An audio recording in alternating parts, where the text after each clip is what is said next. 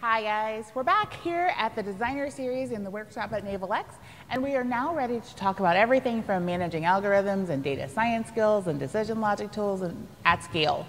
We're going to talk about best practices and infrastructure and all sorts of cool things. I have a lovely panel joining us today. Most of them are virtual. Actually, all of them are virtual, as you can see by my seat here next to me. But the question that we're going to get after is what is our data science readiness posture here in the Navy? So if we can show me the Zoom, I will love to give my guests a chance to introduce themselves. We'll go through. And I know for a fact that we've got some really key members of our team to help us talk about this topic, and I'm really interested in being able to see them. So I know I'm supposed to have a Mr. Grant Kluzak, who is key over at NavWar on this topic. So if you're there, sir, I will give you the floor first to introduce yourself and why you are interested in this data science readiness conversation. Hi, thanks. Grant Kluzak, I'm the data director at NavWar, and why I'm interested in this data science conversation is actually pretty apropos. We literally just wrapped up the 2021 Department of the Navy Data Science and Analytics Workshop out here at Niewicz-Land in beautiful Charleston, South Carolina. And we were looking, the last time we physically met for the Data Science and Analytics Workshop, this group, we had 250 people here in person. This year, unfortunately, we had to do it as a hybrid meeting. The last time was in November of 2019. Back then, we did not have an organized Department of Navy approach to data science and analytics. As of today, we have the CDOs put out plenty of guidance. We have the creating data advantage memos from both the Deputy SecDef and the Secretary of the Navy. And we now have a platform for us to all use ubiquitously in Jupiter, the Department of Navy's data science and analytics platform. So from a tools perspective, we in 2 years have leveraged ourselves well into the 21st century. We're still working through, I think, a bunch of getting the training organized at a dawn level. But from what we've seen, NavWar has rolled out what they call their digital transformation learning continuum. So we've got training inside the NavWar space that covers pretty much everything you want for data science, from being a digital citizen, simple, couple-hour class, all the way up through advanced Python coding. Plus, a lot of that's now offered online via Udemy. So lots of opportunities there, and we've come a long way in the last 2 years. So I'm excited. Excellent. Great intro. I'm going to, instead of me trying to lead this, I'm going to let you each introduce yourselves. So I don't know which order you're in your screens, but I will let you, first to the egg. Let you go in the order. Yep, there we go. Working on the unmute. There we go. I can hear you. Great. Hi, everyone. My name is Kaitlyn Hines. I work under Naval Sea Systems Command, PEO IWS 11, the Terminal Defense Program Office. I'm a systems engineer in that office, and definitely excited to talk more about data science today. We have been focused on data, of course, for many years working in the Navy, but we're really getting to a point now, I think, where more at the program office level, it's a lot easier for us to work to collect data. With Flink speed, it's easier for us to share data with each other. And I think it's really important, like Grant was talking to, that we work on training for data science, we work on best practices for data science, and we really figure out how to best track and use all of the data that we have access to now that everyone has a more streamlined access to that data, or we're working towards that. Awesome. Kaitlyn, thank you for joining us. All right. Great. I will go next. My name is Erin. I work at NavAir. I am the NOC AD Digital Workforce Lead, and I'm also the team lead for the Data Science and Innovation team here. The reason that this was interesting to me is I know, especially at NavAir, a lot of people talk about data science and data analytics, and it's kind of thrown around as a buzzword, but there hasn't been a lot of organization.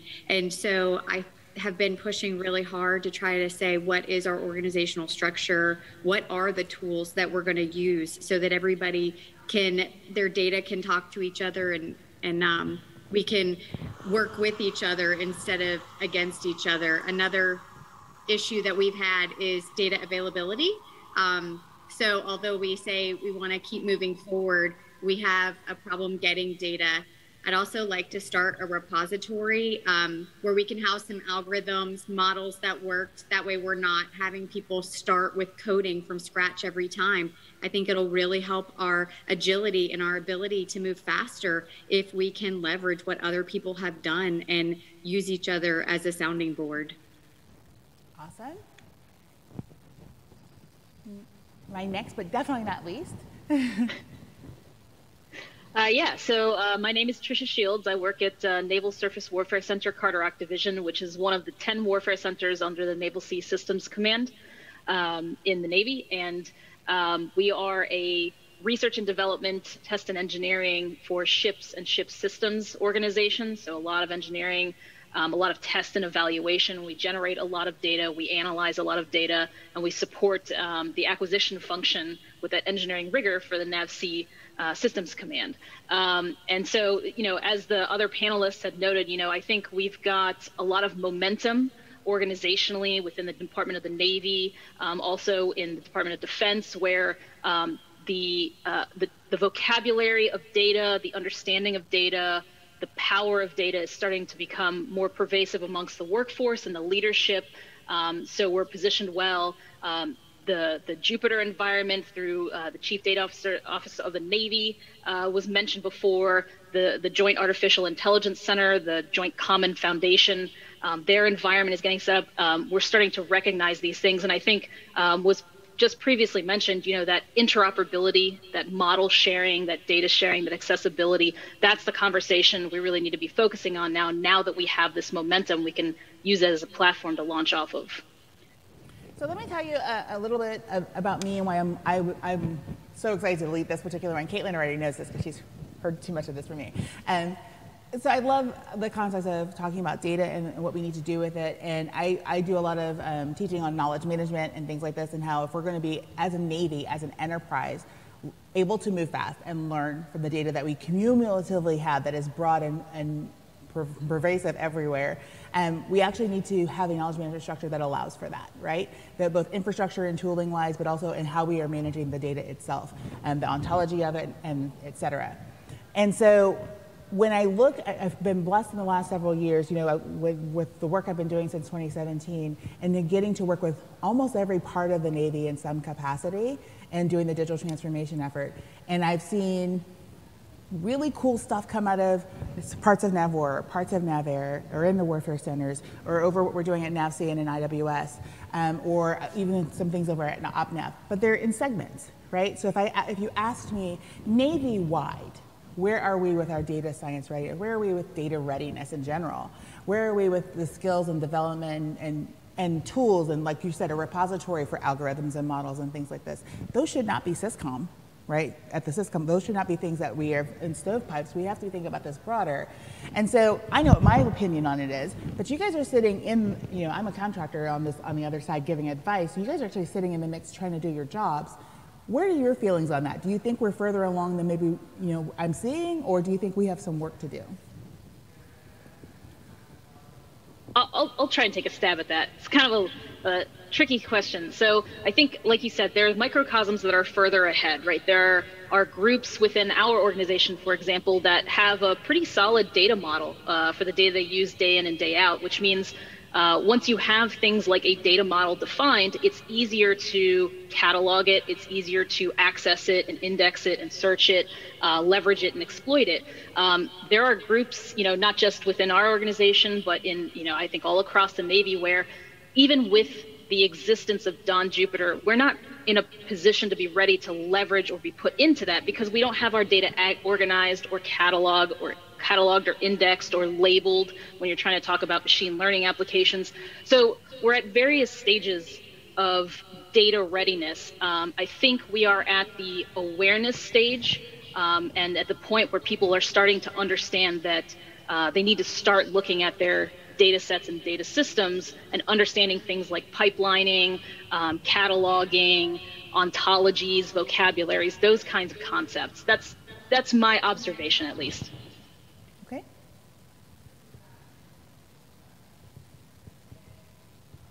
I'll echo what Trish said. Last year, the Department of Navy did a data maturity assessment using the 12 information domains. And the bottom was on a scale of 5, we came out as solid 2. And Tom Cicillo, the CDO, will joke, and he says, that's because we had a high score of 4 in one domain and a 0 in another, so it kind of averaged out. But the reality is we're very vertical still with our data because of the way we do our programmatics, and we buy our systems and we resource our systems and even our analytics efforts. We have got to figure out how to get more horizontal and be integrated across the organization. And I think from my perspective, data is what's going to drive us there. We have to get into cross-domain analytics. Just as Trish said, the folks at Carteract have their data from their systems very well. And I bet Kaitlyn's the same way with the, IWS 11. They do a great job at collecting their data and analyzing their data. But how do we integrate that data with, say, personnel data? How do we integrate that data as a portion of the overall Don or Navy budget?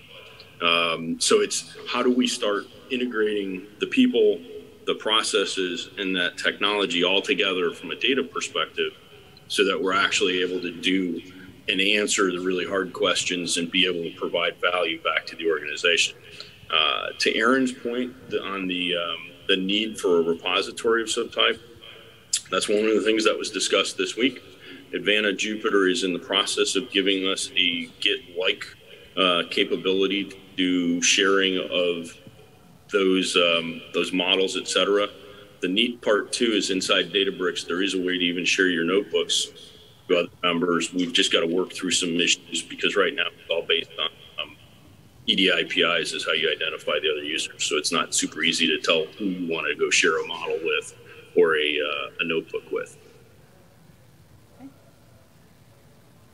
So I think those answers are probably spot on, and I would ask, so Kaitlyn, from the perspective at the program level, right, where you're day to day trying to just get the job done and get a capability to the fleet, would you say it is a cultural thing, like a lack of willingness, don't want to change, or would you think that it's just like a resource availability skills issue that we're looking at in terms of, especially the data transformation, right, being able to clean your data and have it in a format that is usable?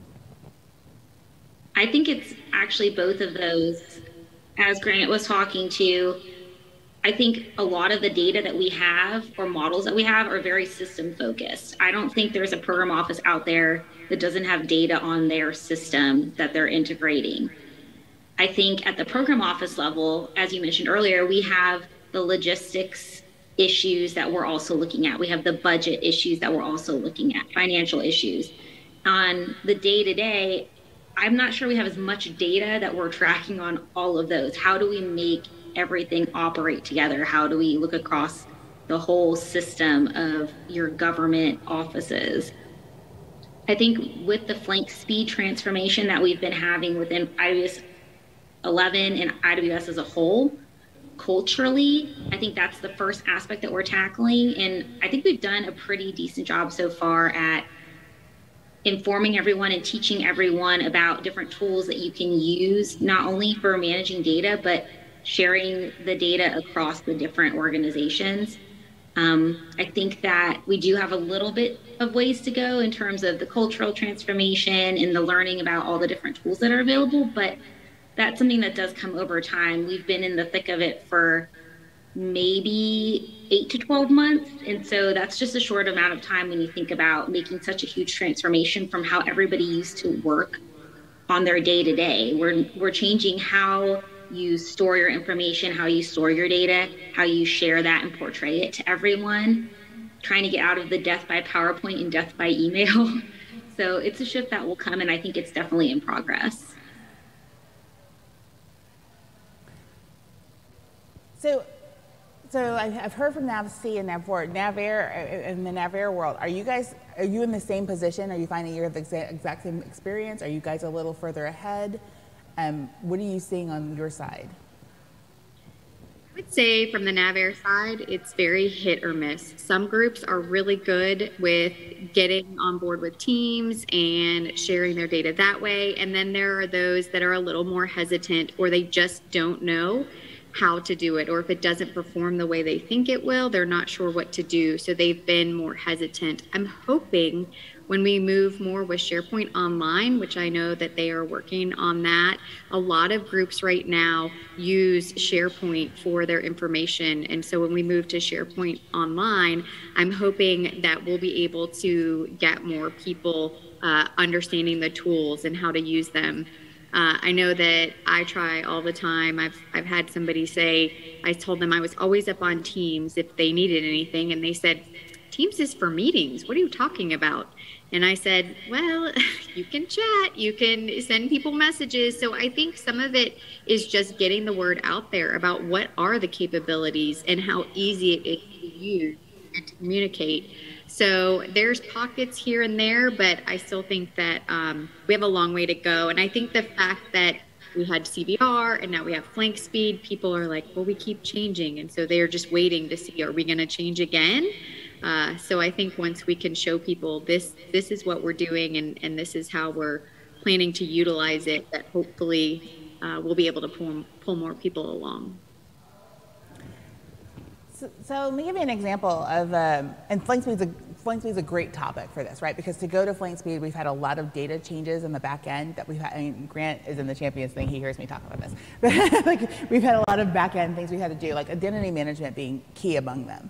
But at a lower level, right, for the program offices, we're asked, "Hey, give me all your people. Tell me who does what, so for access controls, right? Tell me what kind of persona they need. Tell me what kind of access they need. What kind of tools they're going to need access to." And the baseline problem was having an authoritative source to even pull that from. I was actively helping pull that. Like, that was hard, y'all. Like, they definitely didn't have it at the S2 level and getting it together. So my question is, as we go through this readiness process, who has what responsibilities, right? Like, we kind of all expect that somebody's doing it. Oh, maybe the ACIO is doing it, or maybe the chief of staff is doing it, or maybe the HR director is doing it, or maybe somebody's got control of this data, this data set, or they have these answers. How do we know who's supposed to be really managing those data things? Do we have that really laid out? I guess I'll take that one. And I can tell you the answer is we probably don't. Definitely not in a federated, fully integrated across the enterprise. What I can tell you, and there's nobody resourced. The Department of Navy's CDO office has, I think, 5 people in it. I'm a shop of 1 as the data director for NAVPOR. So the reality is we have to figure out how to collaborate and collectively come together. Back to, Aaron's point on kind of why people hold back a little bit. I think it's kind of we really have to foster innovation across the entire organization. People are afraid to go into Power Automate, Power Apps in flank speed because they're afraid they might break something or do something wrong. Those of us in the data science analytics space, what do? We iterate, we try something, it doesn't work, you learn from your failure and you turn around and you attack it again. We need to help figure out how we can encourage the entire organization to put aside a little bit of that fear and to become a little bit more willing to innovate and to try. Most of these modern platforms are built where you can't, as a common user, screw things up for everybody else. Worst case, you might screw up your own environment, but you're not going to damage somebody else's. So that's, I think, the biggest thing is we've got to stop expecting somebody else to come solve it for us, and we've got to pick it up and do it ourselves, but we've got to do it in a collaborative fashion and not in our classic vertical stovepipe, programmatic or system or organizational constructs. So I'll add on a little bit from the NavAir side, especially with how you talked about the organization and who has the information. So for NOC AD, I rolled out flank speed. So it was almost 30,000 people. And like Grant said, I was a team of one. So, you know, I'm assigning personas for 30,000 people in about a week. And, you know, it was, do we have their EDI PIs? Because we can't assign it without that. And then it went farther with the PIVs. And so do we know, is it a military account, a contractor account, a civilian account? And that was difficult. I was calling on HR. I was, you know, I'm like, I can't call people individually and ask them these questions. So I will say the data at the time was not all there. I think the big push all of a sudden for everybody to go home made this, and telework made it happen faster than we were organizationally ready for. Therefore, I don't think that organizationally we have who are those people. I know here at NavAir, I am working very hard to say, you know, what is our organizational structure? People don't know who to contact. They're not sure who it is, and they end up in do loops. So I have been working with headquarters and then with AD, also with WD, to try to, for us to lay that out. Who are those people by role, not by name, because we know people move all the time. To say, who do I go to if I'm looking for a certain type of information, and what source of truth data are they looking at? Do we know of anyone, I mean, and the answer may be no with this group, but do we know of anyone, any group in the Navy that has a good model that we could all be following or scaling out? And I ask this in twofold, not only just about the Flame Suite rollout and kind of that data aggregation, but the rumor I heard was NavWar's got something like 80-some% of their people who've gone through data science training, which is pretty cool for an entire SysCom. Why doesn't every SysCom have that kind of metric, right? Like, why aren't we all doing that? And so, if NavWar's, if you guys are kind of the lead, is there a way we can have a community of practice where we take that model and we scale it out? So there is, and in NavWar, I mean, I wouldn't say 80% of the folks have had data science training. They've had data science, let's call it awareness training. They understand the concepts of supervised and unsupervised learning, broad concepts to help, you know, the common lay person at least understand and become a little more familiar. Introduce them to terms like NLP, things that they, you know, probably aren't, they're starting to hear tangentially, but may not impact them in their day-to-day job. I can tell you when we built that NavWar training program, a lot of it was modeled off of work being done by NavAir. NavAir was way ahead of us in their kind of digital transformation, digital training group. The good news is there are participants from each of these SysComs that meet with Miss Marcy McLaughlin on a monthly basis, and she's leading the Don's LOE2, which has developed the workforce of the 5 LOEs under the Navy's data implementation plan. There's discussion on how we get to a Navy standard training model for that, and hopefully centralized training. The reality is, in the meantime, we've got to figure out how to cross-connect that. I believe, I've got to double check, but I think our NavWar modules can be accessed by people outside of the NavWar Udemy organization and our business license. So that content is now available for others to consume through Udemy. So if somebody's got access to Udemy licenses, we can give you the very specific content that we've already developed for all of that. So I think there are ways to share. It's just, we're back to the challenge of the bureaucracy of how do I centrally resource and organize it and execute something across the entire Department of the Navy, you know, which is both services, the Navy and the Marine Corps. And let me tell you, crossing that stream, you know, I picture a big Stay Puft Marshmallow Man coming. I hear you, and I really hope that when we get the SharePoint Online rollout going, that we can actually put together a cross-Navy knowledge management system that allows for that. We're just not quite there yet. Kaitlyn, one of the things I wanted to ask you is you happen to work for one of the organizations in IWS that is a hybrid, and you guys work with international partners as well. Do you feel like where we're at and what you're seeing, because I know Admiral Kano is heavily pushing IWS forward in a rapid space, are you feeling like your partners are on par with where we are organizationally? Are you feeling like we're ahead of them, we're dragging behind? What are you seeing on that from that perspective? So in terms of our office, I'm not sure about Germany as a whole, if you look at their government, but right. The German citizens and military officers that we have for our office, we are definitely ahead of them. Unfortunately, they aren't in our flank speed system yet. They're, I think, the next in queue. In the meantime, we've had them join as guests for different teams meetings and have definitely communicated to them what's coming down the line, the capabilities that they'll have within Teams, within SharePoint for data sharing. And what we're doing on the government end right now for the US government end is working to set up that environment with data, with information, so that when they are migrated in, things will be there for them. So as we're having different conferences, putting that information there, as we're getting information about our systems, financial reports, getting that information populated for them. And then the plan right now is at least for all of us to work in that same environment together, because that is the most effective way, is to have us all in one place. It's been a little bit of a Band-Aid approach right now, but we're doing the best we can with transitioning. We were talking about how this came at us pretty fast, a little more accelerated due to COVID, because we wanted to be able to provide those capabilities for everybody to work effectively in a telework environment. And I think we're almost there to getting them all into our same environment.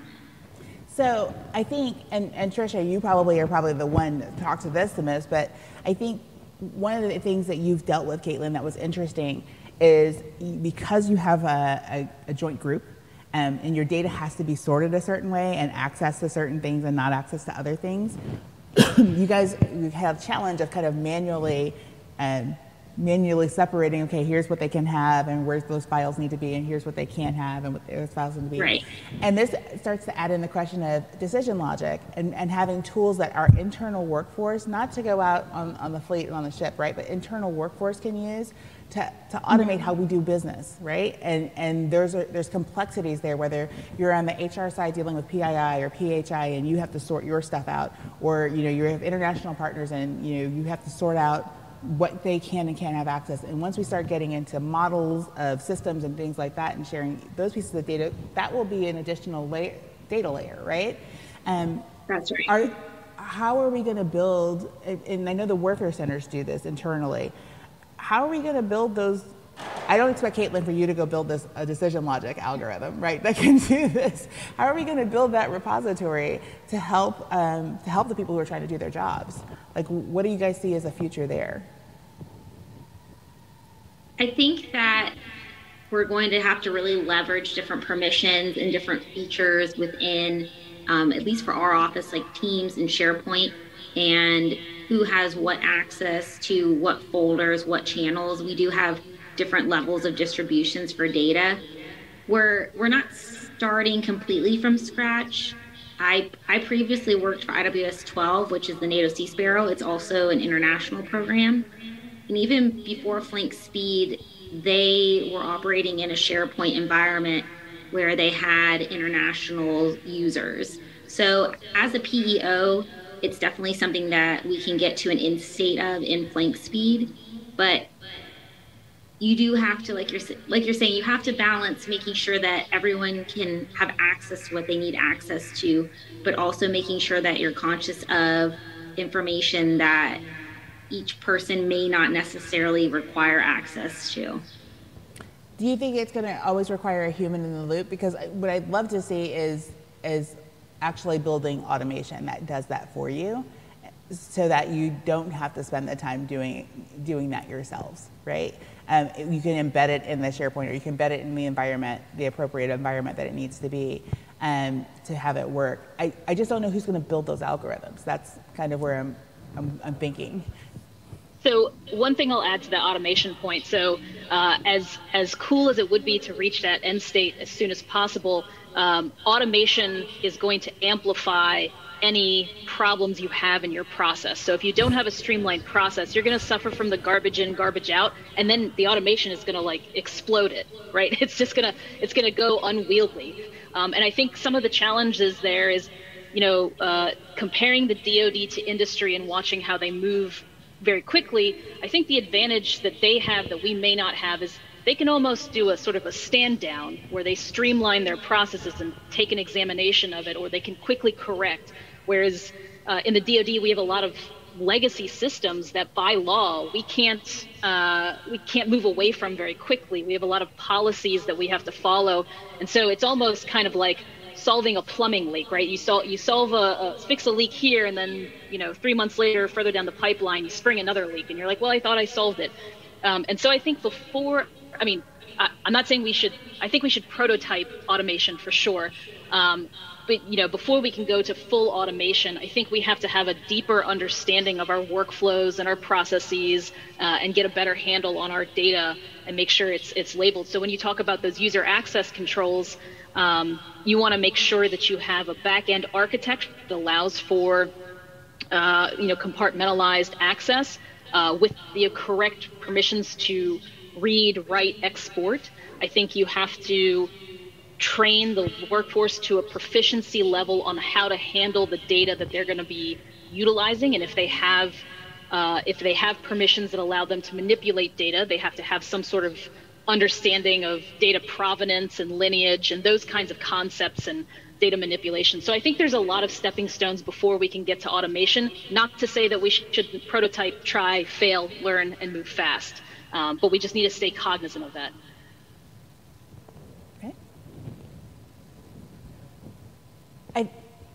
I don't know how to phrase this question. This is where we're going.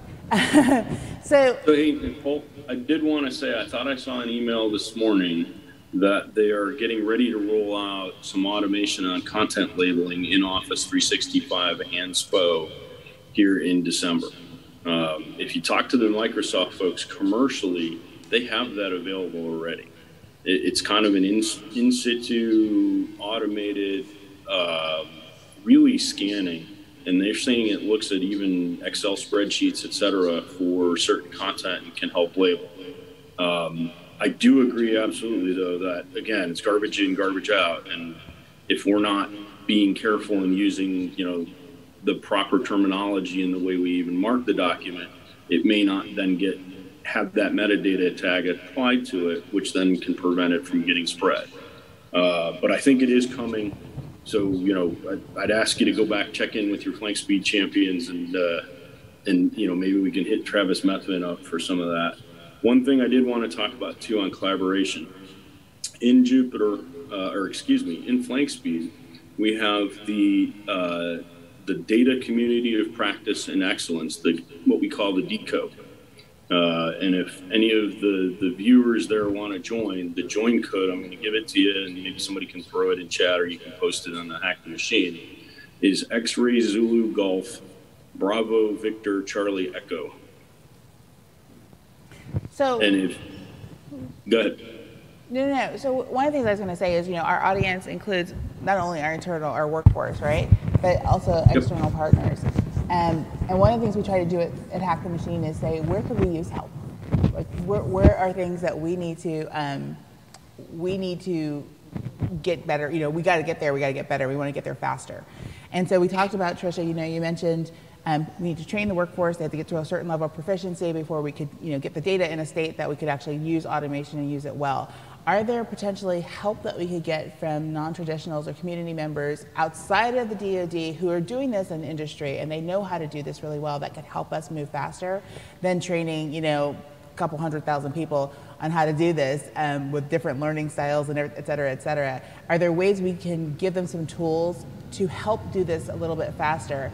Because we have a lot of data. We have a lot of, put it this way, we have a lot of files. I don't know if it's all good data, but we have a lot of stuff.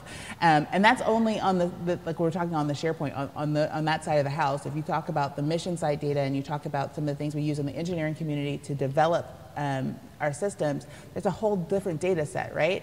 And whether it's good data, whether it's clean, whether it's properly used, depending on who you asked, they would say, yeah, it's great. And then you ask somebody who's a more senior data science, and they'd be like, no, it's a hot mess.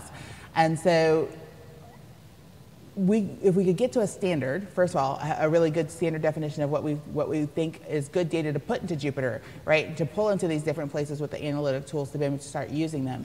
And then if we, could help the workforce see in action, their data getting cleaned up, then I think they're going to learn faster. But I don't know that we already have those tools here. So, are we doing things to get external help? These people who are watching and listening who maybe have never worked with us before, how could they help us? What would we love to see from them? What would we be looking for? Who could they contact? That type of thing. Because part of this is to get the Navy to move faster, and it may not come from us. It may come from outside. So I'll jump in there. So one way I would love to leverage the external partners to the DoD and to the Navy is having help getting representative data sets that we can use with those external partners. So oftentimes we find ourselves in a position where, for whatever reason, the agreements we have, we cannot share our data, which means the unique nature of the data sets we work with becomes challenging to sort of crowdsource and get help on. If there were tools or ways to generate synthetic representative data sets that sort of models the topology of the data sets we deal with, and we can use those in machine learning, that opens the door. Now I have a distro A publicly available data set that represents some of the real world challenges that are a little bit obfuscated from the sensitive data we have, but we can start to demonstrate that and learn from external entities what they've learned on maybe similar data sets that we didn't realize. So, I think that sort of also leads into, do you get into the ability to develop tools that help us maybe automate, 80% of, going through and labeling data and then highlighting elements for subject domain SME within the Navy to sort of go through and validate what those labels are. Things like that. I think those ultimately help.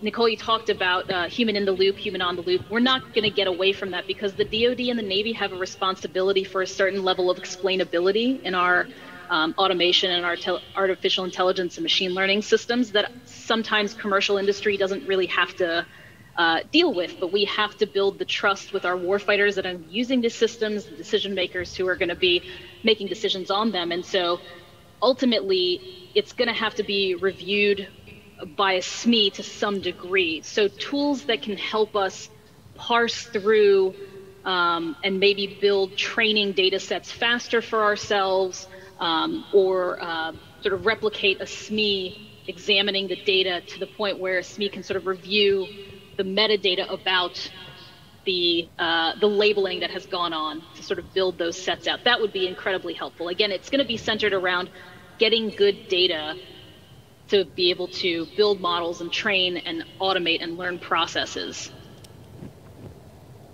Awesome. Any other ideas, thoughts?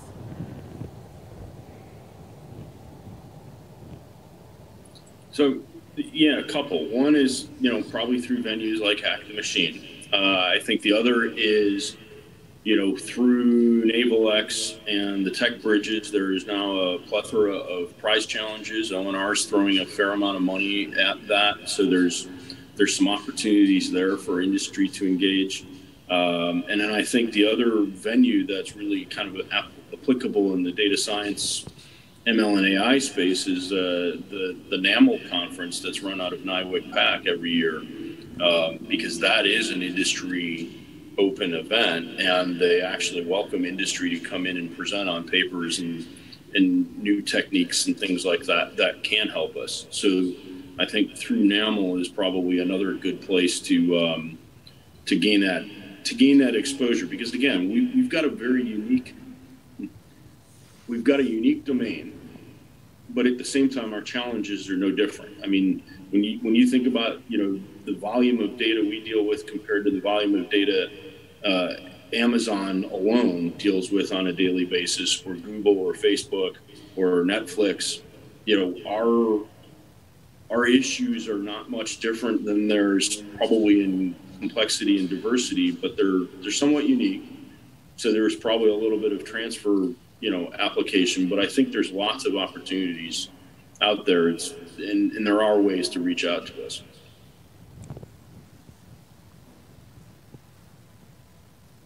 Okay. I want to make sure I give Erin and Kaitlyn a chance to respond as well.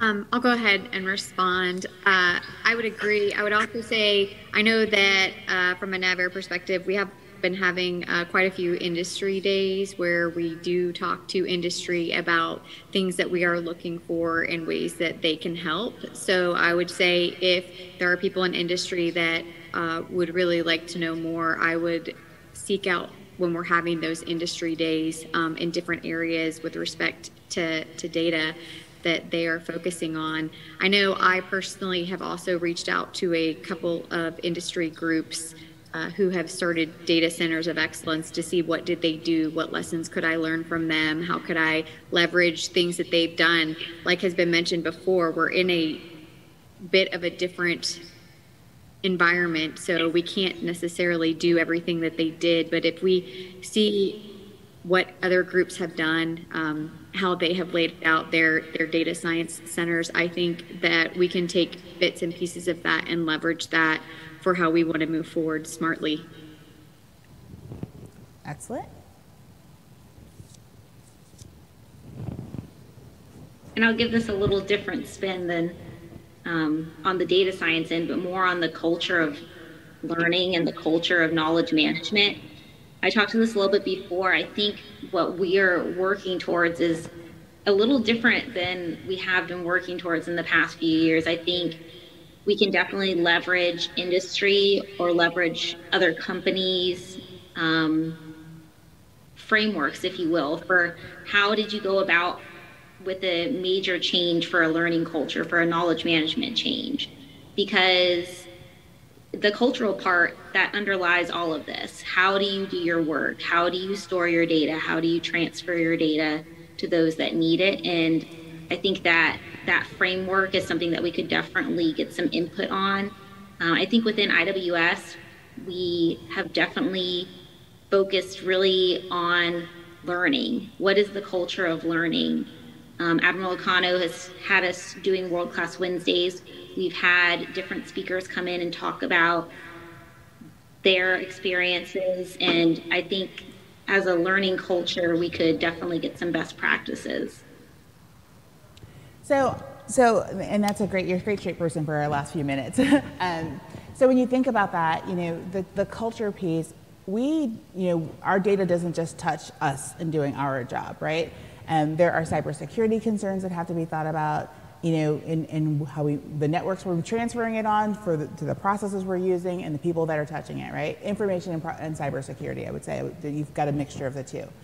And you've got all of the different policy and regulation aspects, and then just the explicit processes of acquisition and HR and engineering, et cetera, that all have to merge, right, into the same field of understanding. So we can't just say, here's how we're going to do it for one group, and everybody will adopt it because this is going to work for you. That's not going to be the guy that's at the shipyard and the sailor that's on the ship and the person who's at the warfare center and the person who's at the program office and the person who is sitting in San Diego doing advanced modeling, in the information center. They have very different needs, and they might use the same data, but they have very different needs from that data. And different responsibilities to that data. So if I go talk to Fleet Cyber, their responsibilities for the environment and how where the data is and how it's being used is very different. They're looking at it very differently. And so is there a way to take that industry learning, as you said, in that culture, and then bring it back to all of the different groups and say, let's talk about this and how it really needs to happen in the Navy. And it might go back to that sort of cross-communication platform and that missing link that we're starting to see to be able to have that conversation. But is that something that, Grant, at your level, that you're talking about or you're worried about, or are you guys seeing within your programs or your syscoms that people are discussing?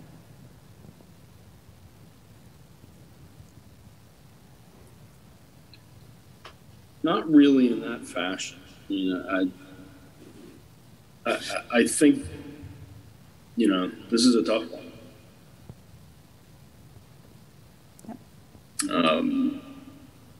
The biggest thing I think we've got to do is we've just got to become more collaborative, more open. Part of it too is we've got to figure out how to buy some time, right? We're all probably overly busy. Anybody working in the data space will tell you trying to keep and retain data scientists, especially in the DoD sector these days, is a challenge. There's, I would say, probably a plethora of open billets across the organization right now. So yeah, it's, again, don't look for a magic solution from on high. I think we've got to figure out how to collectively reach across organizations and solve this. And honestly, it's going to take us in the middle to do that. Because leadership's still focused on, the day job, which is defense of the nation. So, see if anybody else has thoughts. Yeah, I'll say at Carter Rock, at our organizational level, we are working towards developing data management strategies and knowledge management strategies. And, for things like the data management strategy, we have the guidance from the DoD data strategy. We have the guidance from the Department of Navy concept of employment, and then their implementation plan of the DoD data strategy to help guide us a little bit. And we've got pretty good direction from our NAVC 03 directorate helping us understand, as a warfare center under NAVC, how we should approach it. And there's, so it's easier for us to sort of tailor, a more bespoke, actionable data management strategy within our organization. When it comes to knowledge management strategy, that's where I think, we're sort of a little bit more behind on, because it's a little bit more, philosophical in nature, as Kaitlyn alluded to, right? It's a lot more of the culture. It's not just about the data and information, it's how do we leverage that data information in our day-to-day practices. And so trying to get our hands around a knowledge management strategy and sort of build up from both ends, right? So a governance model that people can use to leverage off of, but also that buy-in from the workforce that, yes, it's worth my time, as Grant pointed out, to document the way I do something, put it up on a wiki site or a knowledge management post or a blog or some SharePoint site, tag it with keywords that are then searchable, right? So the workforce isn't used to that. If you look at typically our workflows and you look at a schedule of designing a part and testing a part and writing a report for the part, the one thing that typically gets sacrificed at the end of that, if the schedule shrinks, is that documentation piece. And so, the culture change, it kind of all goes hand in hand. As we go through a digital transformation and as we have access to more collaborative, digitally based tools like FlankSpeed, working into our processes, documentation as you go, for certain software developers, it's something that they are theoretically trained on to document good code. That doesn't always happen, but that paradigm needs to expand to people who are, even updating an Excel spreadsheet, having a simple configuration management change log, and getting into the habit of having those things. Those are little pieces that need to happen to help us as we wrap our hands. And then, that becomes part of your knowledge management strategy, is identifying those behaviors and helping the workforce understand how they can employ those techniques to be able to have something like a SharePoint portal that becomes indexable and searchable for almost any type of work you're or information trying to find out about an organization. But that is definitely a bigger challenge and a longer term goal for sure. Well, I'll say a little bit on the shorter term goal. I'll say at NAVAIR that we are working on what does it mean to be a digital citizen. And within what does it mean to be a digital citizen, there are the courses you can take to learn the basics that we're trying to put together so that people understand, you know, how to move forward into a new digital world, which is a little bit more shorter term, and what can people do at an individual level and what is the responsibility. So that is something that we are looking at and hoping to implement for our workforce. Well, guys, I would love to continue talking to all of you. You've been amazing and great. But we do have another panel, and I'm being signaled that we had to wrap it up. You know, if you didn't figure this out from the last Hack the Machine, I probably gave it away in this discussion that I have a passion for this, for data science and the value that it brings. And I thank you all so very much for taking the time to be with us here today. And I will talk to you all later. Everyone who is watching, you know, stand by for the next session. It's going to be amazing, and we're going to be talking more about things on the modeling and simulation side of the world. And we'll see you in a few.